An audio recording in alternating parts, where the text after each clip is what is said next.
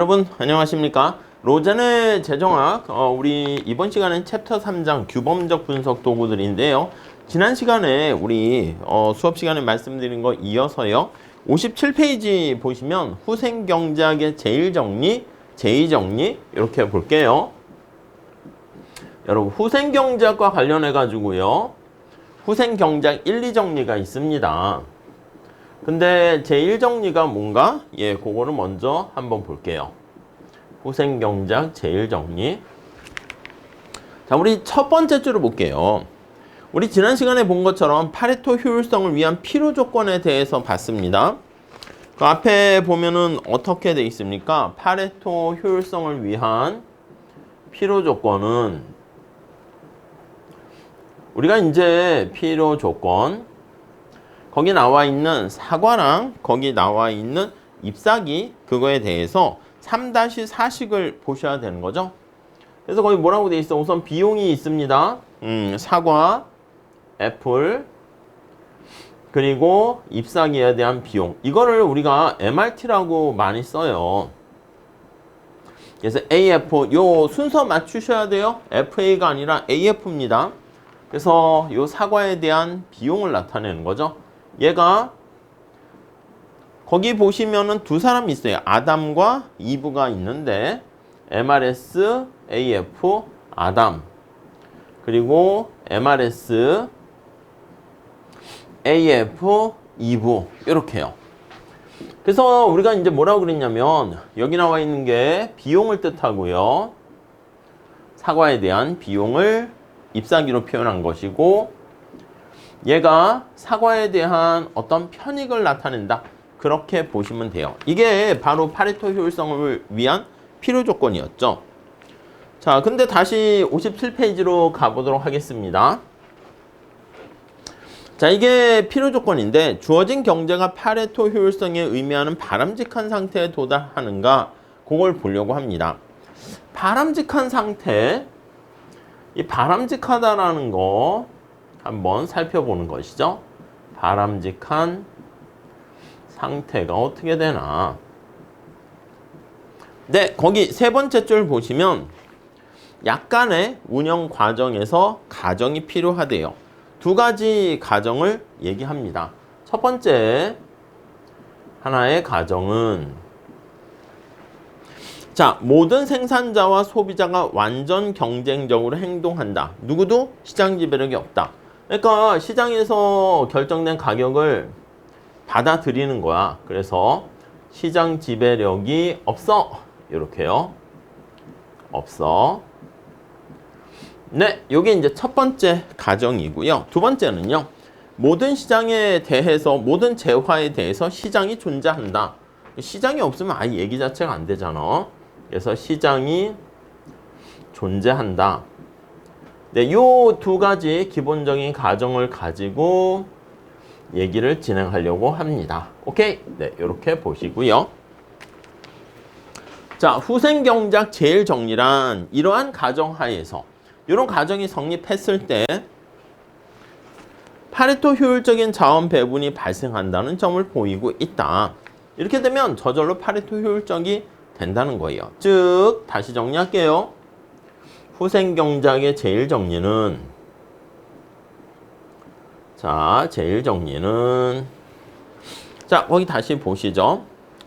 실제로 놀라운 결과는 경쟁시장이 자동적으로 자원배분에 관한 중앙 직권적인 지시나 통제 없이 보이지 않는 손에 의해서 자, 경쟁시장에서 일반 균형이 달성되었습니다. 자, 그럼 이게 어떻게 된다? 이게 바로 우리는 파레토 효율성이 된다. 뭐에 의해서? 그래요. 아담 스미스가 얘기하는 보이지 않는 손의 가격에 의해서 정부의 개입이 없다는 거예요. 그래서 정부의 개입이 필요 없이 오케이? 네, 그 정도 봐주시죠. 한편 다음 줄 보세요. 후생경제학 제1정리란 오랫동안 알려져 왔던 직관을 정형화한 거에 지나지 않는다. 그냥 뭐 당연하게 이렇게 된다는 것입니다. 자, 재화와 용역을 공급하는 데 있어서 자유기업 시스템이 가장 효율적이다. 그러니까 이게 바로 자유기업에 입각할 때 네, 여기 나와 있는 것처럼 경쟁시장이 되면 파레토 효율적이 된다. 이렇게 보시면 되겠습니다. 자, 이게 바로 첫 번째 단락이고요. 두 번째 단락 보시면 엄밀한 증명은 상당 수준의 높은 수학을 사용하니까 간단하게 직관적인 내용만 살펴보면요. 두 번째 줄 볼게요. 여기 시장에서 결정된 가격을 받아들인다는 게 굉장히 중요한 것이죠. 자, 그래서 거기 한번 보시면 모든 소비자와 생산자가 전체 시장에 비해서 굉장히 작아요. 그렇죠? 예, 그렇기 때문에 그들의 개별적인 경제적인 행위는 가격에 영향을 주지 못하네요. 그래서 가격 수용자라는 표현을 쓰죠, 우리가. 가격 수용자, 프라이스 테이커라고 보시면 되겠습니다. 자, 그래서 거기 보시면 아담과 이브가 이렇게 MRS가 똑같게 되는 건데 이건 어떻게 결정됩니까? 하면요. 아시겠지만 여기 아담이라고 할게요. 애플과 잎사귀가 있는데 시장에 가격이 주어져 있어. 요거를 받아들입니다. 무차별 곡선 이렇게요. 그래서 우리 다음 페이지 가보시면 에즈워드 박스로 표현했는데 그냥 이렇게 할게요. 아담에 대한 요거고 요게 이제 시장에서의 가격이야. 그래서 시장에서의 가격은 사과의 가격, 잎사귀의 가격. 요게 바로 가격이죠. 요 시장의 가격을 받아들여 가지고 주어진 걸 받아들여서 요 점을 선택합니다. A 뭐 2점 이렇게 할게요.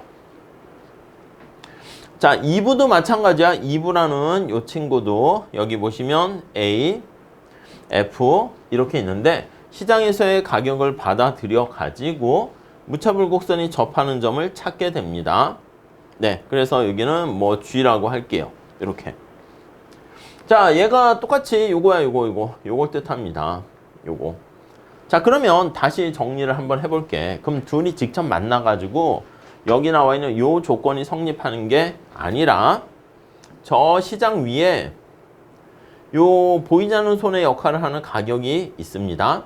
그러면 A가 MRS 아담이죠. AF 요거 두 개 같을 때가 최적이죠. 이렇게 여기서 받고 그 다음 마찬가지야. 2부도 MRS 2부도 AF 이렇게 돼서 시장의 가격이 바로 두 개 MRS를 갖도록 만듭니다. 따라오셨죠? 자, 그래서 거기 3-5식, 3-6식 그걸 설명하고 두 개 합하다 보니까 MRS가 똑같다. 이렇게 되는 거 알 수가 있습니다. 자, 그 다음 마지막 단락 보시면 생산 측면에서 볼게. 자, 생산과 관련해서 우리가 효율적이다라고 하면 경제학에서 한계 비용 가격 설정을 하는 게 가장 효율적인 거 아니겠습니까? 자, 그래서요. 자, 거기 보시면 이용 극대화를 실시하는 기업은 가격이 한계 비용과 같아지는 점까지 결정을 해요. 그래서 사과를 생산하는 경우에 한계 비용이 같아질 때까지 생산하고요. 자, 잎사귀를 생산한다라고 해도요. 요거 한계 비용이 같아질 때. 그러니까 요걸 그냥 사과를 생산한다 그러면 몇 개의 사과를 생산해야 됩니까? 하면 요거 A라고 할까? 여기 다양한 한계 비용이라 합시다. 한계 비용이 이렇게 올라가잖아. 한계 비용 체증의 법칙에 따라서 가격 수용자니까 시장에서 결정된 가격을 이렇게 받아들여요. 그럼 점점점점 얼마나 생산하는 게 최적입니까? 여기라는 거죠. 자, 그래서 다시 정리하면 요게 이렇게 성립하게 되는 거잖아요. 자, 그래서 거기 3-7식을 보면 요거를 이렇게 비율로 해서 표현을 하게 되는 걸 알 수가 있고요. 그래서 얘를 뭐라 그래? 얘를 요거 두 한계 비용의 비율을 MRT라고 한다니까요. 요거를 MRT AF 이렇게요. 자, 3-8식 나와 있습니다. 자, 그래서 여기 보시면 이것도 한계 대체율이라는 표현을 쓰긴 했어요. 근데 비용 측면이죠. 그래서 우리는 이걸 보통 미시경제학에선 한계 변환율 하니까 요 한계 변환율이라고 쓸게요. 이렇게. 한계 변환율이 두 재화의 상대 가격과 같을 때 효율적인 생산이 됩니다. 자, 그래서 이 세 가지가 이제 같아지게 되는 게 요것도 여기 보시면 중간에 가격이 역할해. 얘도 마찬가지고 이쪽으로 할까요? PF분의 PA. 얘가 가격 역할을 하는 거니까 MRS랑 MRT랑 같아져서 전체적인 종합적 효율성이 달성됩니다. 자, 그래서 3-90 그거까지 효율성의 필요 조건 설명을 하고 있고요. 자, 결국 말씀드리면 3-90 볼게요. 마지막으로 한계 비용을 이용해 가지고 파레토 효율적인 필요 조건은 앞에 걸 대입해서 요거 다 같은 요 조건이 됩니다. 자, 파레토 최적은 가격의 비율이 한계 비용의 비율과 같아져야 한다라는 것을 알 수가 있죠. 자, 그래서 여기 나와 있는 생산과 이 모든 효율성이 어떻게 달성됩니까? 하면요. 거기 3-90 바로 밑에 볼게요. 가격의 비율이 곧 한계 비용의 비율과 같아져야 한다는 것인데 경쟁이라는 힘을 통해서 달성될 수 있다라는 것이죠. 자, 그래서 한 재화의 한계 비용이란 요거요. 어떤 거 하나 추가적으로 생산하는 데 들어가는 비용을 얘기합니다. 그렇기 때문에 추가적으로 생산하는 비용이 추가적인 생산했을 때 얻게 된 이득과 같아질 때가 바로 가격에 반영되었을 때가 바로 최적이다. 이렇게 보시면 되겠죠. 만약에 아시겠지만 생산을 한 단위 더 했어. 여기서 생산하면 비용이 이렇게 되는 것이고요. 그게 가격에 반영이 안 되잖아. 그래서 요만큼밖에 가격을 받을 수가 없으면 빨간 색깔이 더 크잖아요. 그만큼의 손실이 발생한다. 이렇게 보시면 되겠습니다. 오케이? 그 정도 보시고요. 다음에 우리가 후생경작의 제2정리 한번 볼게요. 제2정리는 앞에 공평성이라는 말이 있죠. 제2정리. 이건 이제 효율성뿐만 아니라 공평성이라는 그 조건까지 조금 더 추가적으로 얘기를 하게 되는 거예요. 자, 첫 번째 줄. 잘 작동하는 경쟁적 시장이 효율적으로 배분하게 되면 정부는 어떤 역할을 할까? 정말 아무것도 개입할 필요가 없습니다. 그래서 작은 정부 이렇게 얘기하죠. 앞에서 얘기한 것처럼 일반 경쟁 균형 이런 상태는 파레토 효율적이 된다. 이렇게 표현을 하는데요. 요게 바로 제1정리였습니다. 근데 제1정리가 얘기하는 건 바로 뭐냐면 앞에서 얘기한 것처럼 자, 가격의 조정 기능을 통해서 정부는 개입할 필요가 없어. 그래서 작은 정부 이렇게 얘기를 하는 것이죠. 따라오셨죠? 자, 주요 기능. 정부는 작은 정부다? 그러면 규모가 작다라는 것보다 정부의 역할이 작은 거죠. 어떤 역할을 하는 거냐? 자, 주요 기능이 재산권을 보장하는 거야. 재산권을 보장을 해주고요. 자, 그 다음에 세 번째 줄. 시장이 잘 작동할 수 있도록 도와주는 거예요. 그래서 그게 법과 질서를 잘 확립할 수 있도록 마련을 해주고요. 사법 시스템 이런 것들 이런 것들을 마련해 주고요. 그 다음에 국방 서비스 이런 걸 제공하는 거죠. 국방 서비스 이렇게 제공을 해서 이 이상의 어떠한 것도 과도하다. 이게 최소야, 최소. 최소한의 정부가 최상의 정부다. 최소한의 역할. 요걸 강조하는 것이죠. 오케이? 이게 작은 정부야. 자, 그런데 그러한 논리는 후생경작의 제1정리를 피상적으로 이해했기 때문이고 여러 측면을 고려하게 되면 다른 결론이 도출될 수 있대요. 도대체 뭔데? 예를 들어 효율성만이 자원배분 평가의 유일한 기준으로 여기서는 효율성만 생각했을 때는 정부 개입하지 말고 경쟁적인 상황에 맡기면 가격을 보고 소비자 생산자들이 최적 선택을 하니까 효율적이 된다. 이렇게 얘기할 수 있습니다. 그런데 거기 보시면 효율성뿐만 아니라 다른 기준도 있을 수 있다는 거예요. 자, 그래서 그걸 얘기하려고 해요. 우리가 결론부터 말씀드리면 제2정리는 요거 반대로 이렇게 되는 것을 얘기합니다. 파레토 효율적인 배분 상태를 달성해주는 일반 경쟁 균형이 존재해? 하면 존재해 이렇게 가는 것이죠. 자, 그림 3-9 나와 있는 거 한번 볼게요. 자, 에즈워드 박스라는 표현을 쓰죠. 아담이 이쪽에 있고요. 그 다음에 이브가 이 반대편에 이렇게 있습니다.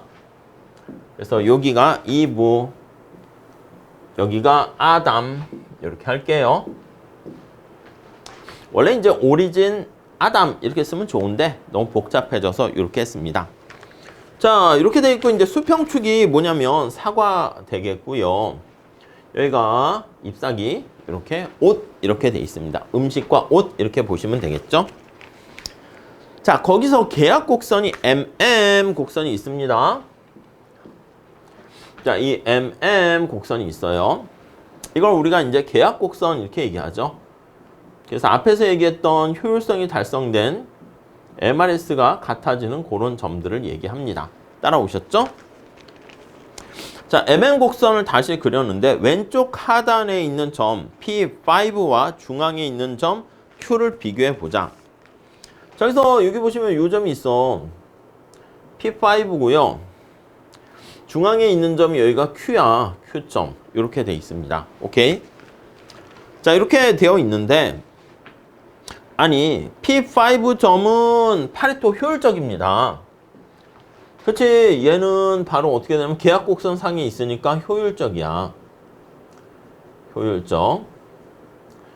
여기 Q점은 지금 계약곡선 밖에 있으니까 우리가 비효율적입니다. 비효율적. 오케이? 따라오셨죠? 네. 그렇다면 자원 배분에서 P5가 더 낫다라고 할 수 있는가? 과연 답은 무슨 기준으로 적용을 했는가? 아니, 얘가 효율적이니까 더 나은가? 효율적 측면에서는 맞죠. 자, 그런데 사회가 실질 소득보다 균등하게 배분된다는 것을 선호한다면 앞에서 얘기한 것처럼 바람직한 분배 상태, 그거에 대한 기준을 보는 거야. 분배, 배분이라도 되고 상태의 기준은 효율성만 놓고 봤을 때는 당연히 어느 게 낫다? 예, Q5 그게 낫다 이렇게 보는 거죠. 아, P5 이렇게 써야죠. P5가 Q점보다는 더 선호된다 이렇게 됩니다.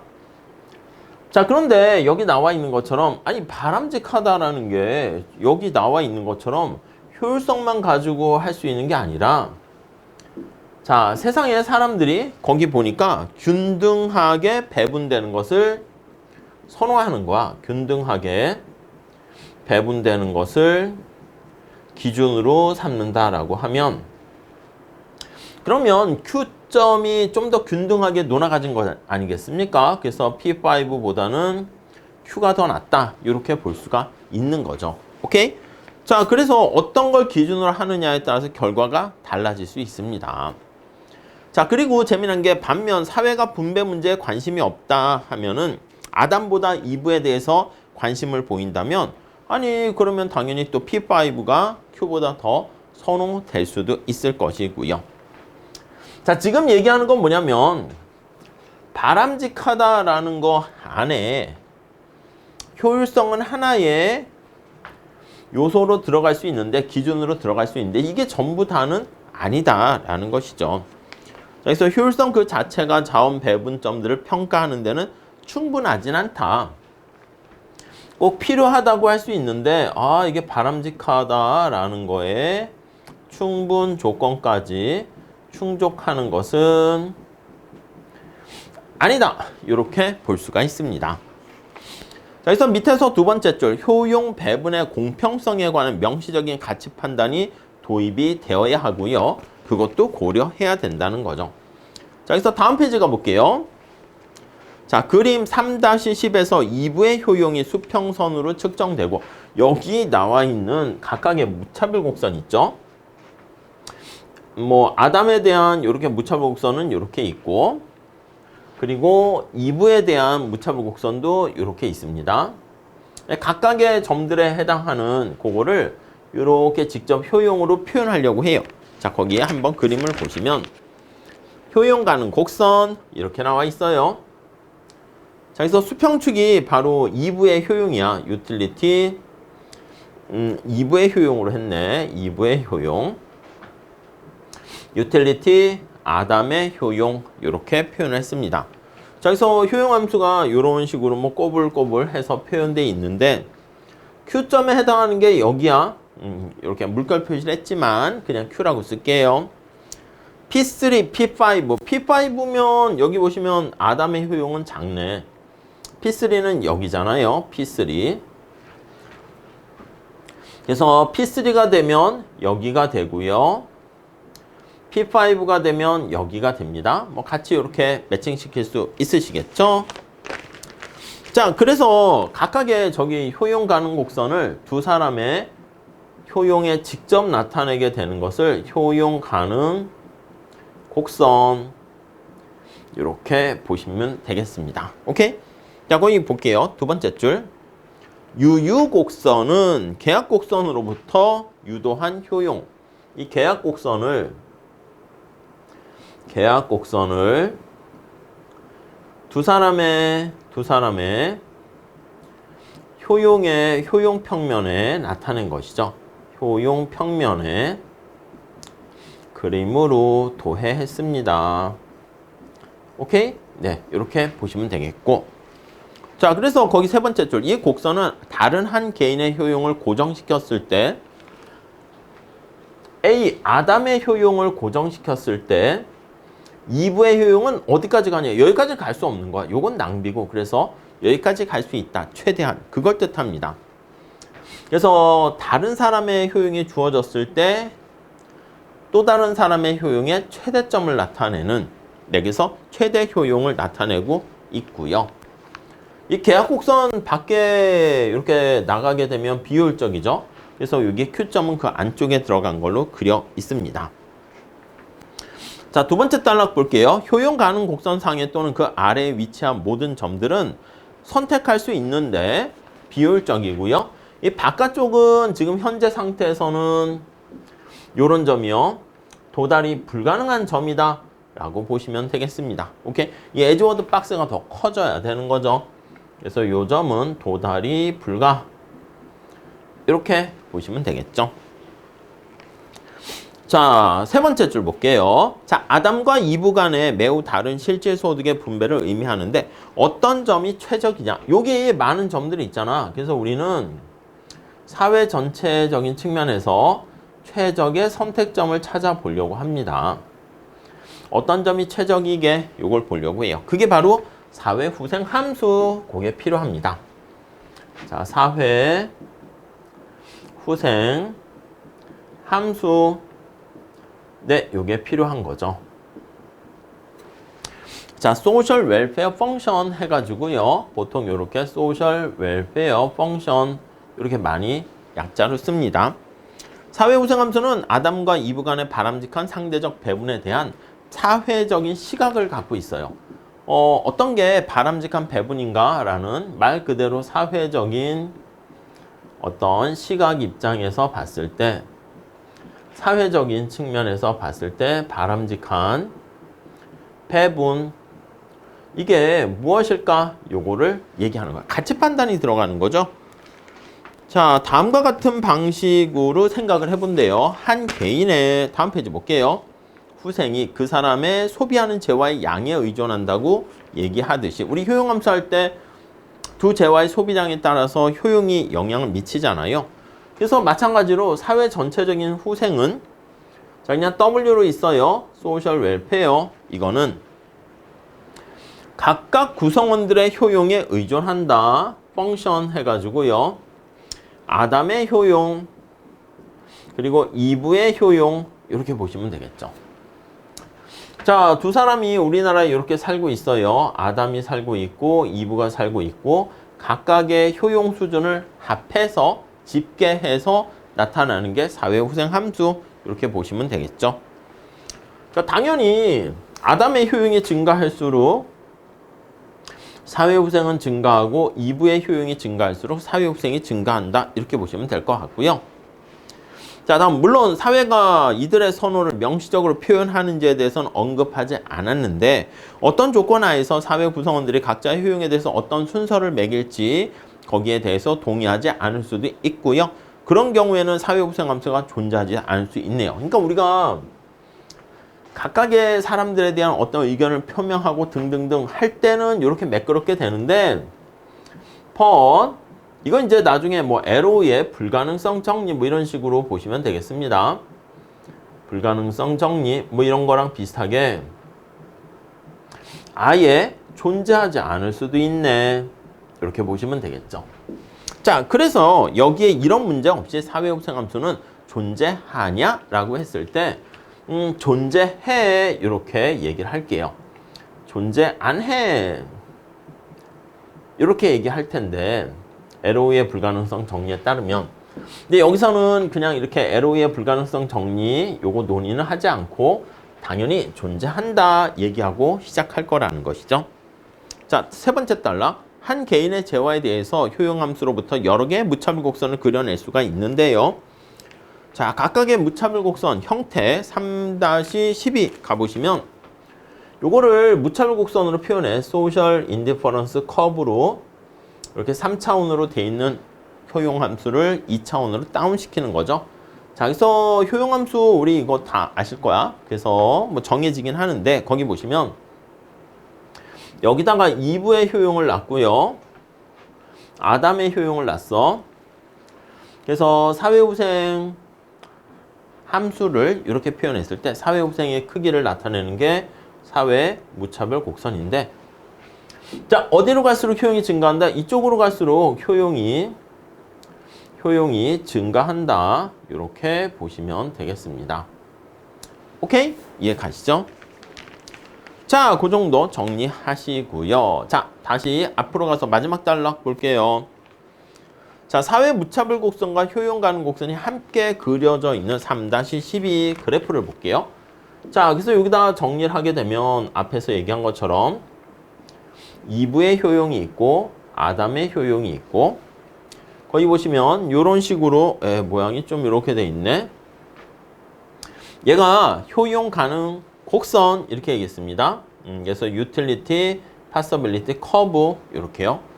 자, 그러면 여기 나와 있는 것처럼 효용이 증가하는 부분은 이렇게 생겨 있으면 여기가 가장 최적이다. 뭐 I 뭐 이렇게 자, 기호가 별로 없다 보니까 복잡하게 했어요. 이렇게 있고 이렇게 있고 그래서 요 점을 선택하는 것보다는 요게 낫고 요거보다는 요게 가장 우월하다. 이렇게 보시면 되겠습니다. 오케이, 뭐 내용은 뭐 별거 없어요. 자, 그래서 거기 세 번째 줄 볼게요. 사회후생함수에 반영된 사회의 가치 판단은 이거를 여기 보시면 사회후생함수에 이렇게 어떤 가치 판단에 의해서 이런 식으로 만들게 되는가? 선호를 효용함수에 반영하는 거잖아요. 그러니까 이거 두 개 같은 말이야, 사실. 사회후생함수랑 사회무차별 곡선 같은 얘기죠.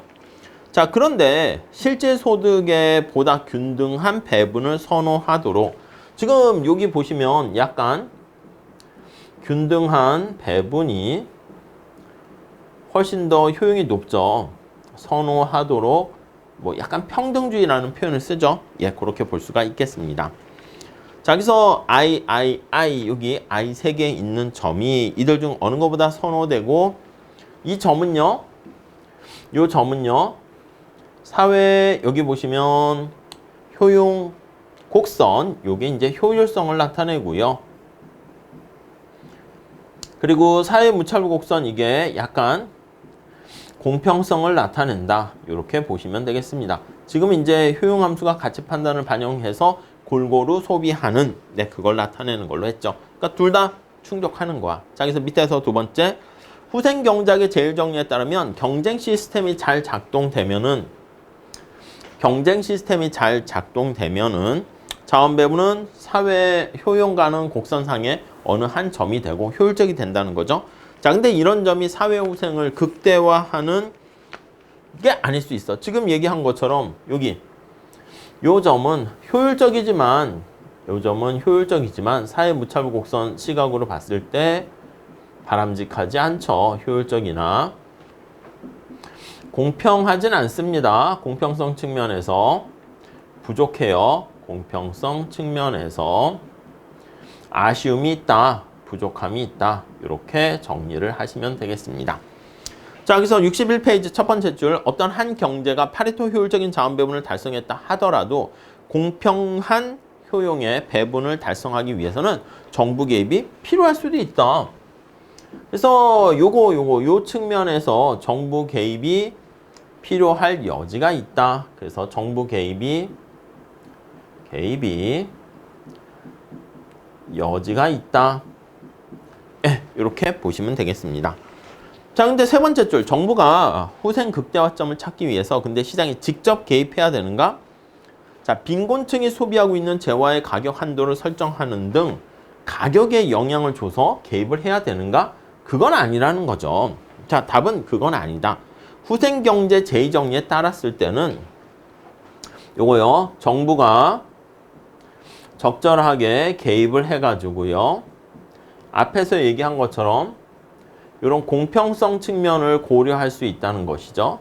공평성을 고려할 수가 있는데, 오케이?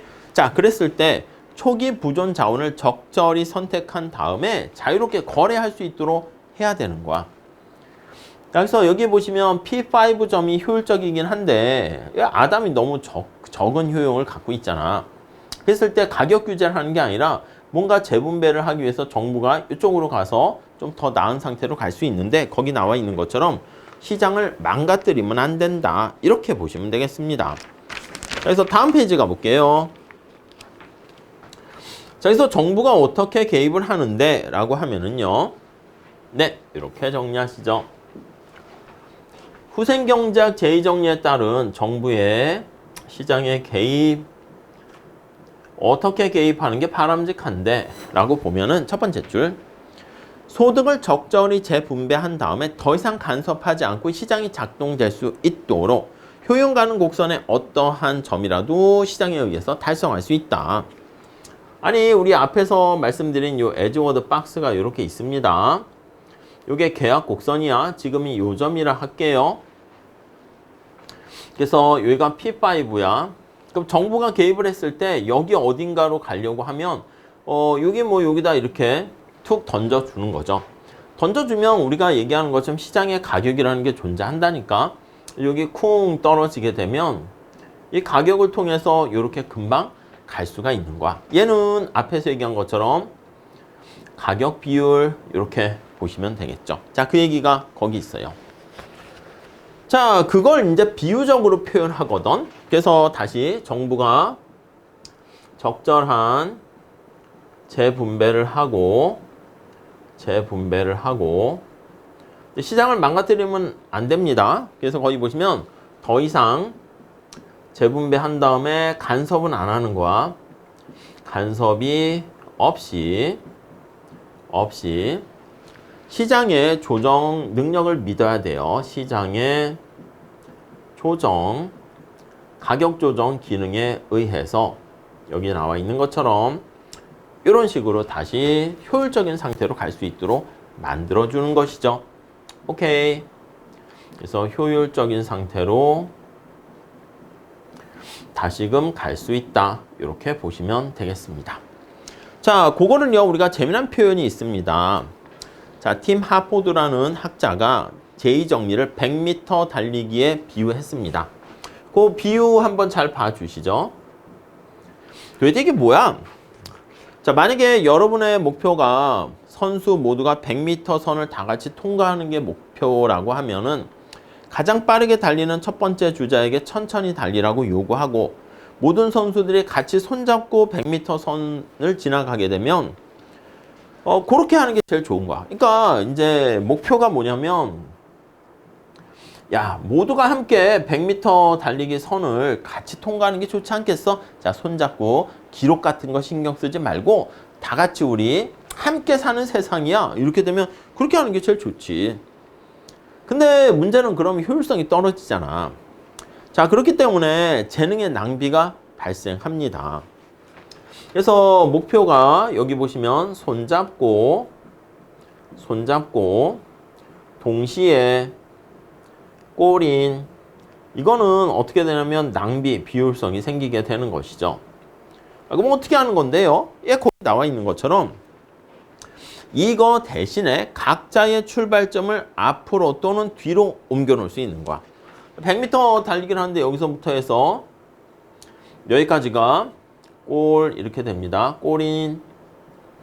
그 모든 사람들이 다 여기서 보통은 이렇게 달리는 거잖아. 결승이니까 8명 이렇게 달린다 합시다. 8명인가요? 아니, 한 번 더 해야 되나? 예. 근데 사람들이 다 능력이 다르고 그런 거야. 그래서 여기 있는 약자에 해당하는 사람, 야, 너는 좀 앞으로 나와서 여기서 뛰고, 너는 여기서 뛰고, 너는 좀 여기서 뛰고, 이렇게 하는 것이죠.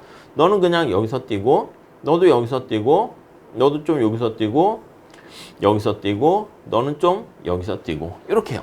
출발점이 다른 거야. 아니, 그러면 얘가 제일 유리하잖아요. 맞아요. 근데 얘가 유리하지만 얘는 약간 핸디캡을 갖고 있는 것이기 때문에 자기가 가지고 있는 최선의 능력을 다 하게 되면은 전부 다, 물론 얘가 무조건 이기는 게 아니라 비슷하게 들어오도록 만드는 거지. 그래서 이 중에서 최선을 다하면 1등을 할 수 있는데 얘도 포기하진 않겠지. 근데 최선을 다하지 않게 되면 1등은 못 하는 건데 얘가 만약에 제일 빨라. 그럼 최선을 다하면 당연히 얘가 1등 할 가능성이 높도록 만드는 거야. 그렇지만 얘가 나태하게 되면 딴 애들이 1등을 할 수 있으니까 딴 애들도 최선을 다할 수 있는 유인을 제공하게 됩니다.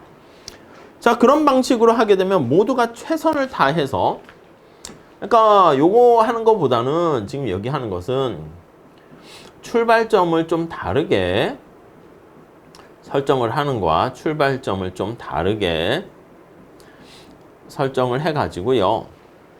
거기 보시면 마지막에 거의 동시에 모든 선수가 동시에, 마지막에는 거의 동시에 모두 골인할 수 있도록 이렇게 설계, 디자인 한다는 것이죠. 자, 그래서 소득에 대한 과세를 통해서 형평성을 추구하는 것이 가장 빠르게 달리는 첫 번째 주자에게 천천히 달리도록 요구하는 거랑 유사한데, 과세가 곧 소득을 증진하려는 행위를 징벌하는 것이다. 그러니까 손잡고 가자 이러면 빨리 뛸 수 있는 애한테, 야야, 너 쟤한테 좀 속도 좀 맞춰. 그러니까 너 천천히 뛰어. 이렇게 하면은 달리게 하는데 막 모래주머니를 막 밑에다 하는 막 그거랑 똑같은 얘기가 되는 거잖아. 그렇게 하지 말자는 거야. 걔한테 잘하는 애를 억압하거나 그렇게 하지 말고 좀 못하는 애를 밑에 베이스업을 올려주자. 이렇게 얘기하는 것이죠. 자, 그래서 그거 대신에 거기 보시면 손잡고 동시에, 이게 바로 이제 징벌하는 거랑 비슷한 거야. 재분배를 통해서 징벌, 과세 이렇게 한다기보다는 좀 생각을 다르게 해서 이렇게 출발점을 좀 다르게 하게 되면은 거기 나와 있는 것처럼 초기 부존 자원을 재배분하는 것. 요게 초기 부존 자원을 저 앞에 얘기한 것처럼 요거야. 요거 초기 부존 자원을 적절히 재분배하는 거야. 그러니까 이거를 꼭 여기까지 가는 게 아니라 여기 어디에 툭 이렇게 재분배를 하는 거야. 자원을 재분배를 하게 되면 그게 바로 요거야. 출발점에서 좀 다르도록 만드는 것이죠. 오케이? 자, 출발점을 앞으로 뒤로 옮겨 놓게 되면은, 자, 그래서 효율성을 저해하지 않으면서, 이거는 이제 낭비가 되니까 효율성 상실이 발생하는 거 아니겠습니까? 요 낭비가 이제 비효율적이다라고 보시면 돼. 근데 이러한 비효율성을 만들지 않고 요 방법을 사용하게 되면 공평성과 효율성 두 마리 토끼를 다 잡을 수 있겠다라는 것을 알 수 있습니다. 그래서 효율성뿐만 아니라 공평성 요거를 모두 충족시킨다. 이렇게 보시죠. 자, 그래서요. 거기 보시면 다음 달라. 후생경제학의 제2정리는 적어도 이론상 봤을 때 요거요. 재분배하게 되면, 여기 재분배하게 되면 공평성을 달성하게 되면서 효율성까지 계속 유지가 되는 거니까 두 마리 토끼를 다 잡을 수 있다는 거야. 그래서 이걸 표현을 어떻게 하냐면 거기 보시면 두 개를 분리해냈다. 요거를 분리. 그러니까 두 가지를 동시에 충족시킬 수 있다. 이렇게 보시면 되겠습니다. 만약에 사회가 현재 자원 배분을 불공정하다라고 판단해서요. 정부가 시장 가격 체계에 간섭하거나 여기서 더 이상 간섭 없다라는 건 뭐냐면 아예 개입을 안 한다는 뭐 그 시작 그거부터 아니라 시장의 가격 체계에 간섭이 없다. 왜곡이 없다. 이렇게 보시면 돼요. 간섭이 없어. 예, 그걸 뜻합니다. 자, 그렇게 간섭하거나 효율성을 해치지 않게 되면은 공정하다 생각하는 방식으로 사람들 간의 자원을 이전하게 되면 효율성의 훼손 없이, 그러니까 효율성을 계속 유지하면서, 이거는 효율성을 야기한다니까. 자, 효율성의 훼손 없이 공평성을 개선할 수 있다. 자, 이런 이론에도 불구하고 정부는 자원을 재분배할 구체적인 방식이 필요하고 그러한 방식 또는 메커니즘이, 그러니까 이거 재분배할 때 뭘로 할 건데 보통은 텍스를 통해서 하잖아. 보통은 텍스를 통해서 하는데, 조세를 통해서 하는데, 텍스를 이용하는데, 이 조세가 여기 시장의 가격 체계에 어떤 왜곡이 없이 이렇게 해야 되는데 이게 어렵다니까. 그러니까 어떤 럼섬 텍스라고 하죠. 어떤 시장의 가격 체계에 영향을 주지 않는 조세를 적용해야 되는데 그게 현실에서는 좀 어렵습니다. 저 뒤에 조세 파트에서 할 거예요. 자, 그 다음 지금까지 논의한 공평성 문제에 추가하여 후생경작 제일정리가 반드시 최소한의 정부를 의미하지 않는 또 다른 이유가 있다. 왜냐하면 시장기구 자체가 요것뿐만 아니라 시장기구 자체가 문제가 있을 수 있게 됩니다. 자, 그걸 얘기해요. 자, 어떤 내용인가 보면, 자, 시장이 제 기능을 못하는 거야. 그걸 우리가 시장 실패다. 이렇게 얘기하는 것이죠. 자, 그러한 내용들을 몇 개 살펴봅니다. 자, 첫 번째 줄 카사블랑카. 이게 유명한 고전 영화인데 보셨습니까? 저도 안 봤어요. 자, 무언가 잘못된 것 같을 때 경찰서장은 단골 용의자를 검거하라. 뭐 이런데요. 맨날 그럼 맞나 보지? 그래서 비슷한 맥락으로 옛날 분이어서 그런가? 옛날 영화 보셨네? 시장이 자원을 효율적으로 배분하지 못할 경우에 경제학자는 아니, 왜 시장이 자원 배분을 효율적으로 하지 못하지? 몇 가지 요인들을 찾게 됩니다. 앞에서 얘기한 것처럼 하나는 시장 지배력과 시장의 부재, 이렇게 두 개로 나눌 수 있어요. 독점인 거지, 시장 지배력. 그리고 시장이 아예 없어요. 부재하다, 이렇게요. 자, 여기서 간단히 보세요. 어렵지 않습니다. 63페이지. 시장 지배력 첫 번째 줄. 후생경작 제일정리는 소비자와 기업 모두가 가격 수용자일 때, 아니 그래서 프라이스 테이커일 때, 테이커가 되었을 때, 그랬을 때 제1정리가 성립한다 그랬습니다. 요거라는 조건 하에서 제1정리가 성립, 이렇게요. 자, 그런데 현실에서 만약에 가격 수용자가 아니라고 할게요. 그래서 거기 보시면 만약에 가격을 마음대로 좌지우지할 수 있는 가격 설정자라면 오케이. 자, 그래서 거기 보시면 비효율적이 됩니다. 왜 그런가 보면 세 번째 줄. 시장 지배력을 가진 기업은 적은 수량을 높은 가격에 판매. 그러니까 우리가 독점에서 생각을 하면 생산을 더 할 수 있는데 생산을 줄이게 됩니다. 과소 생산을 하고요. 생산을 줄이는 대가로 소비자한테 높은 가격을 부과합니다. 오케이? 자, 그래서 자신의 이윤을 극대화시켜요. 이윤을 극대화. 기업이 추구하는 게 사회 전체적인 어떤 이득을 극대화하는 게 아니라 자신의 이윤을 극대화하는 선택을 하게 되죠.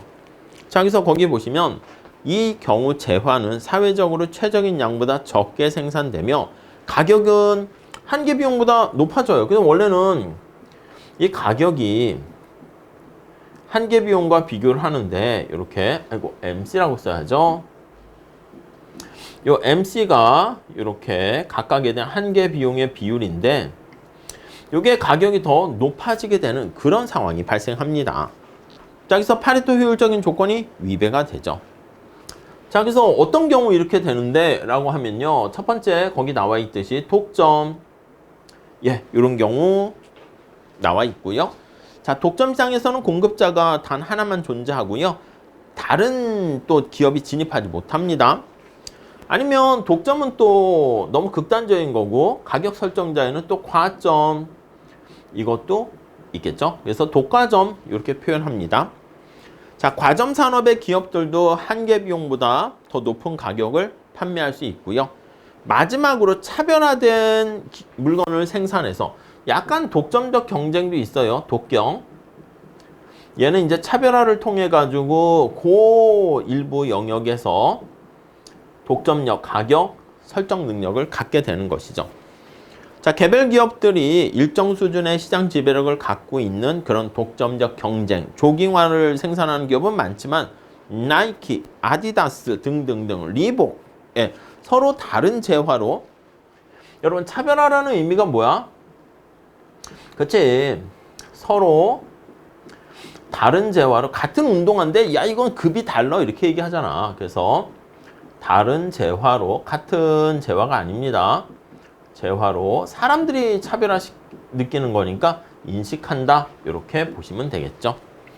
다음 시장의 부재 있습니다. 후생경제 제일정리는 모든 재화에 대해서 시장이 존재한다는 가정하에서 얘기하는데 모든 재화에 각각에 대응하는 시장이 존재하지 않다면 아니 모든 재화에 대해서 시장이 존재하지 않게 되면 그러면 성립할 수 없겠지. 그래서 거기 보니까 현실에서는 보험시장 이런 거 있잖아. 이게 다 존재하지 않습니다. 보험이라는 상품이 다 존재하지 않죠. 거기 볼까요? 불확실성 세계에서는 보험사들이 다 어떤 불확실성을 대비할 수 있는 상품을 만들어내면 그럼 사람들은 그걸 가지고 다 불확실성을 해결할 수 있는데 현실에서 그렇지 않습니다. 거기 볼게요. 자, 여러분들이 가난하게 될 가능성에 대해서 보험에 든다 생각을 해요. 그래서 어떤 보험이 있다? 가난보험이 있다라고 할게요. 아니, 누구든지 실패하고 가난해질 위험이 있지 않습니까? 그걸 대비하는 게 가난보험이야. 자, 근데 가난보험을 공급하는 것이 기업 입장에선 수지타산에 맞다고 생각하는가? 아니라는 거야. 왜요? 아니, 내가 말이야, 열심히 안 해서 살지 않아서 가난해지면, 여기 보험회사가 가입했으니까 나를 도와줄 거야. 이렇게 되면 거기 나와 있는 것처럼 아무도 열심히 일하려 하지 않는다. 도덕적 해이에 빠지는 거지. 그래서 정신상태가 이렇게 도덕적 해이에 빠지게 되고 또 가난해질 것 같은 사람들만 또 가입하게 됩니다. 그래서 거기 보시면 이런 행동을 막기 위해서 보험회사가 여러분의 행위를 감독하려고 하는데 아니 어떤 사람이 가난하게 되었을 때 이게 열심히 안 해서 그런지 운 때문인지 또는 노력을 안 해서 그런지 노력을 안 해. 그래서 가난하게 됐는지 실패했는지 알 수가 없잖아요. 그러니까 이거에 대해서 도덕적 해이라든가 역선택이라든가 요걸 할 때 막아야 되는데 감시하는 비용이 커요. 그러니까 감시 비용이 크다는 건 감시를 못한다라는 의미랑 같게 보시면 되겠습니다. 자, 그게 어렵고 불가능하기 때문에 가난보험에 대한 시장이 형성될 수가 없어요. 그러니까 이런 보험 상품이 없는 거죠. 자, 여기서의 문제점이 우리 잘 알고 계시는 asymmetric information이죠. 그래서 asymmetric information, 비대칭 정보 때문에 발생하는 문제입니다. 자, 그래서 비대칭 정보라는 단어 잘 보시고 즉 거기 보세요. 거래에 있어서 어느 한 편은 다른 편이 접근이 불가능한 정보를 갖고 있다. 자, 여기서 정부의 소득 지원 프로그램이 정당성이란 민간 시장에서, 그러니까 정부가 개입할 여지가 있는 거야. 그래서 이게 지금 뭐냐면 정부가 개입할 수 있는 정당성, 우리가 앞에 얘기하는 효율성 얘기할 때 그거 외에 추가적인 얘기를 하고 있는 것이죠. 자, 여기서 민간의 공급이 불안전한 보험을 제공하게 되는 거. 보험에 대한 보험 징수, 이건 여러분들이 버는 소득에다가 조세를 부과하는 걸 통해서 해결할 수 있어요. 그 다음 가난이라는 사건이 발생했을 때 복지급여, 이걸 통해서 어느 정도 해결할 수 있겠다라고 보시면 되겠습니다. 그래서 이렇게요. 그래서 텍스를 거두고 이 텍스가 뭐라고요? 보험료라고 그랬습니다. 모든 국민들을 다 가입시키는 거지. 그래서 보험료를 내세요. 이게 바로 세금을 내세요 하고, 지원은 뭐라고요? 복지로 지원을 해주게 됩니다. 그러면 보험금을 제공해 주는 것이지. 오케이, 그 정도 보시면 되겠습니다. 이게 보험금. 네, 이렇게 비유해서 표현할 수 있겠습니다. 자, 그 다음 세 번째 마지막 단락. 자, 시장이 존재하지 않아서 발생하는 비효율성의 또 다른 원인은 외부성이다. 예, 외부성.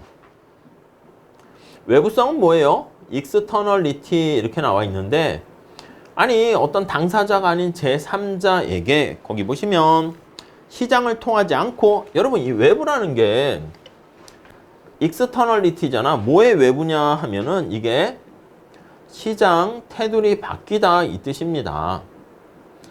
그러니까 시장 테두리 밖에 있는 것이기 때문에 이게 바로 외부, 이렇게 된 거죠. 그러니까 시장 안에 있으면, 그러니까 시장이 없는 거야. 시장 밖에서 일어나는 것이죠. 자, 시장을 통하지 않고 이렇게 얘기하고 있어요. 시장을 통하지 않고, 같은 말이야. 시장을 통해야 되는데 시장을 통하지 않고 이렇게 해요. 다른 이의 효용에 영향을 주는 상황. 룸메이트가 담배를 피고 방 안의 공기를 오염시키고 있다라고 합니다. 이 행위가 비효율적인가? 예, 담배를 피게 되면 이 담배로 인해 가지고요. 다음 페이지 첫 번째 줄에 보시면 담배 피우는 동안 방 안에 쾌적한 공기라는 희소한 쾌적한 공기라는 희소한, 이게 들어가야죠. 희소한 공기를 소비하는 거야. 이렇게요. 자, 소비하고 있는데 여기에 대해서 가격을 지불하지 않는다. 더 나가서, 아니 우리 여기 희소한 자원을 소비하면 경작에선 공짜가 없다 이렇게 얘기하잖아. 근데 이거를요, 가격을 지불을 시킬 수 없고 지불하지도 않습니다. 지불을 하지 않고, 이 얘기는 뭐야? 가격이 없다는 건 시장이 없어. 가격을 매겨서 지불하도록 만드는 그런 메커니즘이 없다 이 뜻이죠. 자, 그래서 쾌적한 공기의 가격이 빵이 되기 때문에 과도한 소비가 이루어집니다. 그래서 과도한, 적절한 게 아니라 과다한 소비가 이루어지게 되는 것이죠. 자, 그래서 제대로 가격이 시그널 역할을 하지 못합니다. 자, 그래서 후생경제학은 두 번째 단락, 외부성에 대해서 생각해 볼 수 있는 유용한 틀을 제공하는데, 이 뒤에 외부성에서 많이 하죠. 그러니까 사적인 한계 비용과 사회적 한계 비용이 다르기 때문에 그런 문제가 발생하는 거예요. 자, 그래서 뭐 사적인 한계 비용이라 할까? PMC라고 할까요? 얘가 소셜 한계 비용과 다르게 됩니다. 그러니까 개인이 생각하는 사적인 최적 수준과 사회 전체적인 측면에서 생각하는 최적 수준이 차이가 발생한다 이렇게 보시면 되겠죠. 자, 근데 이 외부성은 지금 나쁜 해로운 외부성이에요. 그래서 소비 과정에서, 지금 얘기하는 것은 소비 과정에서 해로운 외부성이 발생하게 되는 것이고요. 그래서 요거는 이제 생산 과정에서 해로운 외부성 할 때 주로 쓰게 되는 것이고, 이땐 편익이 이제 달라진다, 또 그렇게 보시면 되겠죠. 그리고 거기 보시면은 외부성이 꼭 해로운 것만 있는 게 아니라, 아시겠지만 생산 과정에서 외부성이 발생할 수 있고요. 소비 과정에서 외부성이 발생할 수 있고요. 해로운 외부성이 발생할 수 있고요. 그리고 이로운 외부성이 당연히 발생할 수 있습니다. 자, 아무튼 이러한 외부성이 발생하게 되면 시장 실패, 비효율성이 나타나게 되는 거예요. 자, 우리가 지금 살펴본 것처럼 담배 소비하는 경우는 담배를 소비해서 해로운 외부성을 야기한 것이죠. 자, 그리고 보통 이제 생산 과정에서 오염물질을 배출하는 것은 생산의 해로운 외부성, 공장에서 뭐 그렇게 많이 얘기하고요. 자, 거기 보시면 이론 외부성도 있다, 양의 외부성이 있다 이렇게 했습니다. 양의 외부성은 6번째 줄, 남에게 시장을 통하지 않고 혜택을 부여하는 행위입니다. 분자생물학자가 유전자를 잘게 잘라낼 수 있는 신기술의 논문을 출간하게 되었고, 이 기술이 제약회사에게 매우 유용하게 생산하는 데 신기술 등장해서 신기술로 비용을 이렇게 하락시키게 되었다. 이런 것들은 이론 외부성이라 할 수 있겠죠. 오케이. 자, 여기서 이 이론 외부성은요, 아시겠지만 생산이든 소비든 바람직한 최적 수준보다요 과소 공급되는 경우 그런 문제가 발생합니다. 그러니까 이런 신기술로 한계 비용이 하락해서 사회에 좋은 영향을 미치는데 바람직한 최적 수준보다는 과소하게 되고요. 이렇게 해로운 외부성은요, 과다 생산 공급되는 경우가 많이 있습니다. 나쁜 짓은 하지 마세요 해도 자꾸 더 합니다. 자, 이 외부성과 관련해서 조금 더 들어가면 약간 이런 이론 외부성 특성을 갖고 있는 것 중에 하나가 공공재, 이렇게도 볼 수 있습니다. 물론 이제 공공재는 재화의 특성상 이렇게 봐야 되는데, 아니 생산 한번 하면 많은 사람들이 혜택을 볼 수 있는 이론 외부성을 야기하게 되는 것이죠. 자, 공공재란, 자, 다음 단락 첫 번째 줄, 소비에 있어서 비경합적이고 비배제성을 지닌 재화. 소비에 있어서 같이 소비할 수 있는 거야. 그래서 이거는 공동으로 소비할 수 있는 재화로 두 가지 특성을 갖고 있죠. 하나는 뭐야? 비경합성. 이 경합적이라는 것은 막 다툰다는 거야, 싸운다는 거야. 다투지 않습니다. 비경합성과. 공공재는요, 또 돈을 내지 않아도요, 비배제성. 이렇게 돈을 내지 않아도요, 이게 배제를 할 수가 없어요. 이 두 가지 특성을 지닌 재화가 되고요. 비경합성이란 한 개인의 소비가 다른 이의 소비에 방해를 받지 않는다. 자, 경합한다는 것은 우리가 라이벌리에서 다툰다는 것이고, 이게 혼잡하게 된다는 것이고, 내가 소비하는데 다른 사람의 소비가 방해가 되는 거야. 그래서 non 라이벌리 이렇게 하면은 방해를 받지 않는다, 혼잡하지 않다, 다툼이 없다 이렇게 보시면 되겠고요. 비배제성이란 다른 사람의 소비를 배제하는데 어려운 거야. 그러니까 배제하는데 어렵다 이 얘기는 배제하는데 불가능하다, 배제 비용이 많이 든다 이렇게요. 그래서 누가 돈을 안 냈어. 근데 배제에 따른 비용이 엄청 커. 이 엄청 크다는 얘기가 뭐야? 배제 못하는 거야. 불가능하다. 예, 요거랑 같은 말이죠. 그래서 요거 비배제성 이렇게 보시면 되겠습니다. 공공재의 대표적인 예를 어떤 걸로 많이 하죠? 등대 이렇게 합니다. 우리 책에서 이제 등대도 옛날에 돈 받고 불빛을 뭐 이렇게 쏴줬다 안 쏴줬다 그렇게 한다고 하는데, 아무튼 전통적으로 등대를 공공재의 대표적인 예로 합니다. 등대가 불을 밝혔을 때 책으로 가보시면 인근의 모든 배들이 불빛의 혜택을 누릴 수 있고요. 어떤 사람이 혜택을 본다 해서 다른 배가 그 불빛을 이용하는데 영향을 받지 않습니다. 그리고 다른 사람들의 불빛 혜택을 누리지 못하도록 배제하는 게 어렵습니다.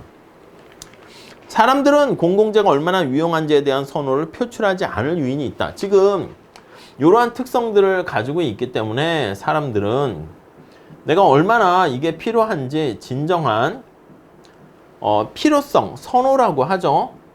선호를 표출하려고 하지 않습니다. 표출을 하지 않아. 이렇게요. 그러니까 진정한 선호를 이렇게 표출하지 않으려는 그런 문제가 발생해. 아니, 우리 그 시장에서 제일 중요한 거는 가격에 자신의 선호를 표출해야 되는데, 자, 그래서 등대가 켜지면 두 번째 줄에 내가 등대 서비스에 돈을 내든 내지 않든 자기가 혜택을 봅니다. 그럼 낸 사람만 바보가 되는 것이지. 그래서 요 필요 없다라는 프리라이더가 된다는 거죠. 그래서 무임승차자가 될 수가 있다. 그래서 무임승차 문제가 발생할 수가 있네요. 특히 여기 비배제할 수 없는 비배제성 때문에 그렇게 됩니다. 자, 그래서 불행히도 이런 말 나와 있네. 불행히도. 이게 약간 용의자의 딜레마랑 비슷합니다. 죄인의 딜레마랑 비슷해요. 그래서 불행히도 사회 전체적으로는 이러한 등대 서비스가 필요함에도 불구하고 불행히도 사람들이 다 거짓말로 전 필요 없어요 이렇게 하는 거야. 그러니까 진짜 안 만들어지지. 모든 사람들이 이런 유인을 갖게 되면 등대가 비록 매우 유용한 것일지라도 건설되지 못한다. 자, 시장이라는 기재하면 그게 가격입니다. 가격이 사람들로 하여금 공공재에 대한 자신의 선호를 표출하도록, 진정한 선호를 표출하도록. 그러니까 이게 가격이 없는 거야. 가격이 빵 이렇게 되는 거지. 가격이 제 기능을 못하는 거야. 그래서 선호를 표출하도록 강제하지 못하고, 자, 그럼 사람들에게 공급되는 공공재의 양이 약간 이론 외부성에 가깝다고 그랬죠. 그래서 과소 생산 공급되는 그런 문제가 있습니다. 자, 밑에 요약은 여러분들이 한번 보세요. 후생경제 제1정리는 잘 작동하는 경쟁시장 하에서 정부의 개입 없이 파레토 효율적인 자원 배분이 달성된다. 이렇게 되는 것이고, 효율적인 자원 배분 자체가 사회적으로 바람직한 건 아닙니다. 왜냐면 바람직하다라는 가치 판단, 디자이러블하다, 이거는 효율성만 놓고 볼 수는 없고요. 공평성도 있어야 된다. 자, 공평성의 고려에 덧붙여서 현실에서는 앞에서 봤었던 이렇게 불안정 경쟁과 시장의 미비, 부재 때문에 시장 실패가 발생할 수 있고요. 이때 정부가 개입할 수 있는 여지가 생긴다. 이렇게 보시면 되겠습니다. 다음 페이지 가볼게요. 근데 정부가 개입을 했을 때 무조건 좋은 건 아니야. 첫 번째 줄에 보시면 반드시 개입하는 건 아닙니다. 왜냐면 정부가 잘못 개입했어. 어떤 환자가 있는데 환자가 아파. 돌팔이 의사야. 그럼 오히려 상황을 악화시킬 수 있겠죠. 그걸 이제 정부가 실패한다 이렇게 얘기하죠. 정부 실패가 또 우려되기 때문에 정부가 무조건 개입하는 게 다 항상 좋아진다 이렇게 얘기할 수는 없다는 것이죠. 그래서 거기 보면 네 번째 줄에 정부도 우리처럼 실수를 할 수가 있고요. 정부가 어떤 사람들은 태생적으로 비효율적이다 이렇게 주장하는 사람도 있습니다. 자, 그래서 세 줄 마지막 줄 볼게요. 후생경작을 이용해서요. 우리가 할 수 있는 것은 정부 개입이 효율성을 반드시 개선하는 것은 아닐지라도 개선할 수도 있는 상황을 식별해내는 거. 이거는 개선할 수 있어. 이거는 좀 어려워. 그렇게 하면서 개선해서 좀 더 후생을 증가시킬 수 있는 여지가 있는 거. 거기에 적절하게 개입할 수 있도록 도와주는 것이죠. 자, 그 다음에 후생경작 받아들이기 한번 볼게요. 이건 또 뭔 제목으로 이렇게 있나? 후생경제학을 받아들이기, 수용하기. 네, 한번 봅시다. 첫 번째 줄. 자, 선진국뿐만 아니라 인도, 중국, 베네수엘라 같은 개도국에서 어떻게 경제를 운영할 것인가?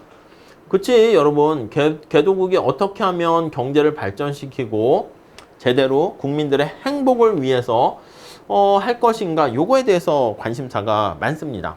국가 생산 중에서 얼마만큼이 공공부문에, 개도국 같은 경우는 국가의 생산된 자원을 어떻게 배분할 것인가, 이런 거에 대한 고민을 하고 있어요. 그래서 첫 번째 거기 보시면 공공부문에 얼마나 할당할 것인가, 부문의 할당 비중 어떻게 해야 되지? 이 비중이 클수록 큰 정부가 되고 비중이 작을수록 작은 정부가 되겠죠. 그 다음에 공공지출은 어떻게 조달해야 되지? 공공지출에 대한 이 돈을 마련하는 거야. 재원을 어떻게 마련해야 되지? 세금을 거둘까? 아니면 빌려서 국채를 발행할까? 이런 것들에 대한 표준적인 틀을 제공하게 됩니다. 이런 거에 대한 후생경제학이 가이드라인을 제공할 수가 있습니다. 그래서 접근할 수 있는 분석의 틀을 제공하게 됩니다. 오케이, 이렇게 보시죠. 자, 그런데 문제가 있을 수 있습니다. 거기 보시면 후생경제 이론과 관련해서 문제가 생길 수 있다 이렇게 나와 있네요. 자, 어떤 문제거리가 있나 한번 볼까요? 번 문제점. 자, 우선 첫 번째 한번 볼게요. 자, 후생경제학의 기본 시각은 매우 개인주의적이기 때문에 사람들의 효용과 그것의 극대화에 초점을 두고 있다. 기본적인 시각이 기본적으로 개인적이다. 그렇죠. 개인의 총합이 사회 전체적인 어떤 효용, 사회 전체적인 후생 이렇게 된다 얘기하는 거잖아요. 자, 거기서 보면 후생 함수를 한번 살펴보면 좋은 사회란 개별 구성원들이 행복한 곳이라는 것이다. 그치? 그래서 우리가 사회 후생 요거를 맥스 이렇게 하는 건데 가만히 보면 이 사회 후생은 개개인들의 아까 얘기한 것처럼 아담과 이브와 이 개개인들의 효용을 합하는 거 아니겠습니까? 이렇게 합해가지고 여기 이렇게 들어가게 된단 말이죠. 네.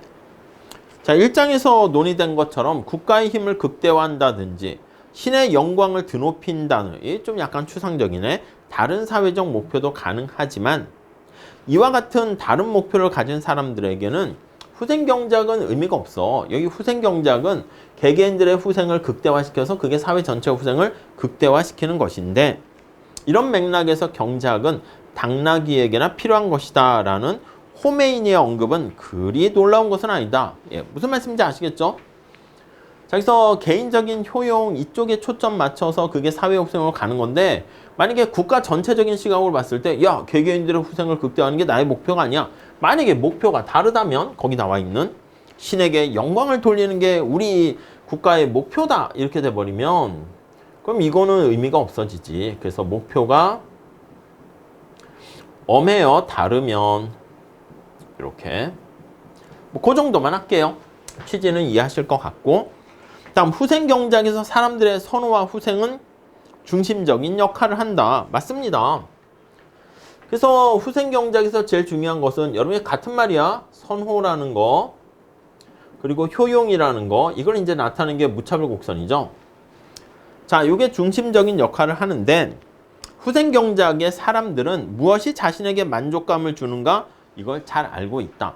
이게 중요해요. 이게 기반을 깔고 얘기하는 거야. 나에게 행복은 뭐에 의해서 결정되고 이걸 잘 안다고 전제를 하는 건데 자, 이와 반대되는 견해는 전 미 하원 대변인인 토마스 오일의 언급이 있대요. 미국인들은 종종 무엇이 자신들에게 최선인지를 잘 모른다.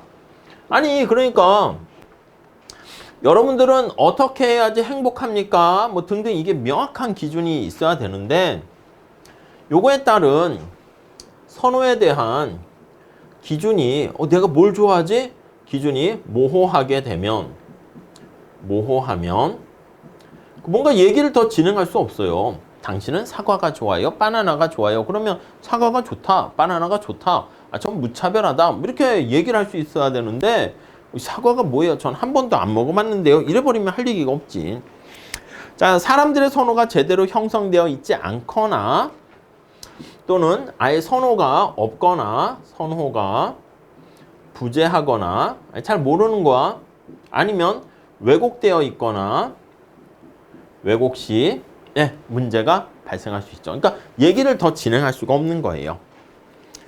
자, 그리고 이제 머스그레이브는 가치제라는 개념을 또 도입을 했습니다. 세 번째, 가치제.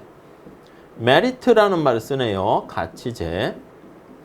자, 그래서 가치제 이게 뭔가 보니까 사회 구성원들이 요구하지 않아도 반드시 제공되어야 하는 재화. 그러니까 사람들이 그 뭔지도 몰라. 그래서 저 필요 없어요 하는데 아니야, 너 필요한 거야. 이렇게. 그래서 반드시 살다 보면은 제공되어야 하는데 잘 모르는 거야. 뭐가 대표적인 가치제입니까? 하면은 거기 보니까 순수 예술에 대한 지원 이거라는 거죠. 그래서 이제 요거는 가치제는 시장에서 제대로 잘 안 되니까 정부가 직접 제공을 하는데 대표적인 예가 거기 보니까 오페라와 콘서트 이렇게 순수 예술, 야 인간이 말이야 예술, 여러분도 이런 거 보십니까? 오페라 보면서 살아야 된대요. 반드시 제공되어야 한대. 이렇게 오페라와 콘서트의 비용에 맞출 수 있을 만큼 충분한 가격을 가진 사람은 충분히 돈 내면서 보려고 할 텐데, 이런 공연 같은 것은 공공에 제공되어야 한다 생각할 수가 있습니다. 야 이거는 모두가 봐야 돼, 이렇게요. 정부가 제공하는 거지. 자, 보몰은 다음과 같이 근데 또 비판합니다. 가치제는 말이야 예술이란 사회에 좋은 것이고 금전적 지원을 받을 만한 가치가 있다는 세련되지 않은 가치 판단의 공식적인 표현이 될 수 있다. 이 표현 이해되십니까? 예술이란 말이야 야 이거 가치 있고 고귀한 거야. 근데 이게 가치 판단 이게 누가 했어? 정부가 봤을 때 한 거 아니야? 네가 뭔데? 뭐 이거지. 네가 뭔데 가치 있다고 판단해? 그래서 이거 비판한 사람은 가치 있다라는 거에 판단의 주체가 누가 했다? 정부가. 난 마음에 안 드는데? 이럴 수도 있다는 것이지. 자, 그래서 가치제의 접근은 이러한, 다음 페이지 가보시면 재화에 대한 지원을 진정한 정당성을 제공하는 게 아니라 단지 그런 바람을 표현하기 위해서 고안된 거다. 그러니까 정부가 봤을 때 야 이거 가치 있는 거야. 뭐 약간 가스라이팅 시키는 거랑 비슷하네. 순수 예술 봐야 돼. 안 보면 어때 또. 그 가치가 다를 수도 있는 거지. 근데 가치라는 거를 정부가 이렇게 막 주입시켜 준다. 이렇게 보시면 되겠습니다. 자, 아무튼 후생경작 분석 틀의 또 다른 문제는 후생경작이 결과에만 초점을 맞추고 있다. 또 네 번째는 야 이거 결과에만 너무 초점을 맞추는 거 아니야? 결과에 초점을 두고 있다. 이게 뭔 소린데? 자, 경제활동의 결과인 자원 배분을 기준으로 평가하고 있고요. 도달하는 과정, 과정에 논의가 없네. 과정에 논의가 없어. 논의가 없어. 오케이? 내가 사실 시험에 떨어졌어. 근데 그 열심히 하는 과정, A+를 받지 못했지만 열심히 하는 그 과정, 이런 것도 그 가치가 있을 수 있다는 것이죠. 자, 그래서 자원 배분에 이르는 과정에 근거해서 사회를 평가하는 게 또 바람직할 수도 있다는 것이죠. 도대체 좀 구체적으로 얘기하면 뭐가 있는데, 거기 한번 보시면, 자, 다음과 같은 질문들이 더 중요할 수 있다는 거야. 자유로이 계약을 체결할 수 있는가? 그래요. 자유로이. 이게 중요하지 않습니까? 계약을 체결하려고 하는데 강압적인, 이러면 안 된다는 거. 결과가 좋더라도 야 정부가 강압적으로 해서 야 이거 가치제야 이렇게 하면 안 된다고. 내가 선택한 건데 뭐. 그리고 정책 과정이 민주적인가? 이렇게요. 민주적인가? 이런 것도 돼야지. 과정이 독재적이고 이렇게 되면 우리가 원했던 그런 것들이 아니라고요. 그래서 이러한 견해를 지지한다면 후생경작은 규범적 중요성의 상당 부분을 상실하게 된다. 자, 그래서 후생경제는 이러한 여러 가지 문제들이 있기 때문에 이걸 이제 앞에서 잠깐 얘기했던 에로우라는 학자가 이런 거를 집약해가지고 야, 이거 네가 얘기하는 이거 존재하지 않아. 그래서 불가능성 정리 이렇게 말 그대로 깔끔하게 정리를 해줍니다. 자, 후생경작의 근데 가장 중요한 장점은 공공정책을 평가하는데 그래도 나름대로 의미가 있어. 태도국이나 이런 측면에서 봤을 때 뭔가 명확한 기준을 제공할 수 있습니다. 분석의 틀을 제공합니다. 자, 그래서 거기 보시면 일관된 틀을 제공하게 돼서 모든 정부의 개입은 결국 자원의 재배분을 초래하는데 이때 후생경작의 목적이 여러 가지 대안들 정부가 어떻게 해야 되지? 그거에 대해서 평가하는 기준을 제공할 수가 있습니다. 그래서 일관된 이런 뜻이야. 일관된 기준을 제공할 수 있는데 일관된 기준. 어떤 기준들이 있니? 한번 보시면 첫 번째, 정부의 행위가 바람직한 분배를 가져올까? 바람직한 분배를 가져오게 되는가? 이 바람직한가? 그리고 뭐 이 안에 이제 효율성과 공평성이 포함된다 할 수도 있겠지만 효율성을 증진시켜 주는가? 효율성을 증가시키는가? 그러니까 여기 위에서 이제 공평성 의미고 적절한 비용만으로 적정한 비용으로 아니면 최소의 비용으로 달성할 수 있는가? 예, 이런 것들이요. 만약에 이런 질문들에 대해서 아니요 라는 답이 나오면 그냥 놔둬 이거야. 그러니까 우리가 이제 정부가 언제 개입을 해? 여기 보시면 할 때 정부가 시장에 언제 개입을 해? 개입에 대한 판단. 그거에 대한 일관된 기준이 있는 거야. 바람직한가? 효율적인가? 야, 그 정부가 개입했더니 시장보다 비용이 많이 드는 거 아니야? 그럼 하지 마. 이렇게 된다는 것이죠. 자, 물론 이러한 문제들에 답하기 위해서는 많은 연구가 필요하고요. 첫 번째 질문의 경우 가치 판단이 바람직하다. 이거는 앞에서 본 것처럼 가치 판단이라는 게 들어가 있습니다. 규범적인 얘기죠. 그러나 올바른 질문을 제기하는 것 자체만으로도 어떤 의사결정에서 굉장히 중요한 역할을 하게 되고요. 그리고 사람들로 하여금 윤리적인 가치를 명확히 드러내고 경솔하거나 사적 이익만 쫓는 정책들, 그런 것들을 가려내 줄 수가 있기 때문에 나름 규범적이고 가치 판단 들어가는 것도 의미가 있다. 이렇게 보시면 되겠습니다. 후생경제 파트는 좀 어렵죠. 그런데 이제 저자분은 그걸 녹여내가지고 말로 이렇게 설명했는데, 곱씹으면 이렇게 잘 읽어보면서 곱씹을수록, 이거 내용이 함축되어 있는 의미가 많구나. 그걸 알 수가 있고요. 거기 보면 이제 심화 과정을 위한 추천 논문과 저서가 나와 있습니다. 유명한 미시경제 배리언 책이라든가 등등등 해가지고 관심 있는 분들은 조금 더 한번 보시면 될 것 같습니다.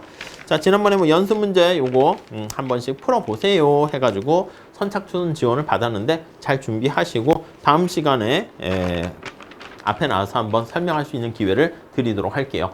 자, 그리고 이제 지난번에 말씀드린 것처럼 점프 해가지고요. 공공재 외부성 같은 경우는 약간 우리가 봤을 때 재정학 파트에서 많이 하니까 저 뒤에 보건, 의료, 시장 이런 쪽으로 가도록 할게요. 다음 시간에 이어서 하도록 하겠습니다. 감사합니다.